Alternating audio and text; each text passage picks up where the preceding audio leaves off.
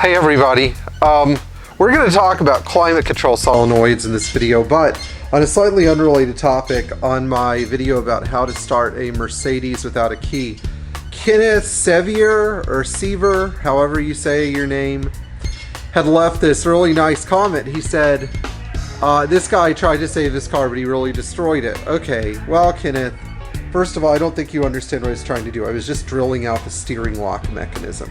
Clearly, this has never happened to you, but all I did was remove the steering lock mechanism locksmithing pin with the drill, take the old lock mechanism out, and put a new one in with a brand new key, and I put everything back together.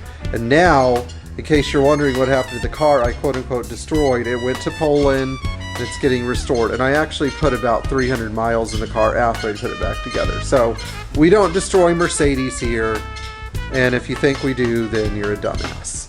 Anyway.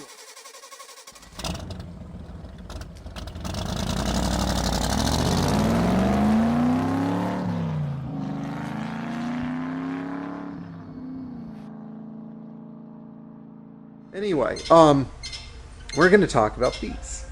The W126 series up to 85, W123 series from 81 to 85, W107 series from 82 to 85, all used this cute little solenoid valve. And here's what it does. It opens up the vacuum controls, the vacuum actuators. It is not the same solenoid you find for the overboost control. No, it is not. Now, if this thing fails, you get no vacuum to your solenoids, to your actuators, and therefore they don't open and close. So let's talk about how these work. First of all, these things are always getting power to them, but ground is what's turned on and off. And to turn ground on and off, Mercedes relied on a thing called the temperature regulator, or temperature regulator, however you want to say it. That's what it says in the box. It's a silver box. It's always behind the glove box in all these models. Where to find these valves? On a 123, they're behind the push button control unit. On a 126, they're on the inside of the transmission tunnel. On a 107, they're behind the glove box.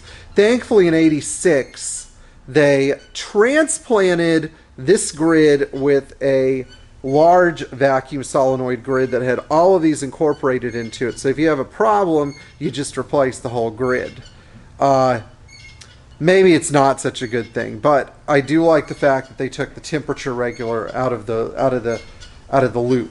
But anyway, these are signaled by the temperature regulator. And if you're not getting ground on the little plug that goes in here, then it means that your temperature regulator might be bad or your push button control unit might be bad.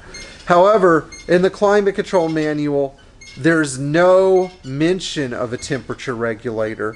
They don't even talk about it being a possibility of failing. And guess what? The things do fail, especially when the resistance in these valves gets too high. If you want to test them, they should have a resistance of about 20 ohms. If you're getting a resistance of around 300, which is the failure condition, or the pre-failure condition, you have to replace them. They only cost about $32.50 each, and you can get them at any Mercedes dealership. And while they're not super easy to install, they will make the difference between you having a fully functioning vacuum system and not. Alright, so if you enjoyed this video, go ahead and give us a like, subscribe, please share it with your friends, and if you have more questions about the climate control system in your 81 to 85 Mercedes, drop us a line. Thanks.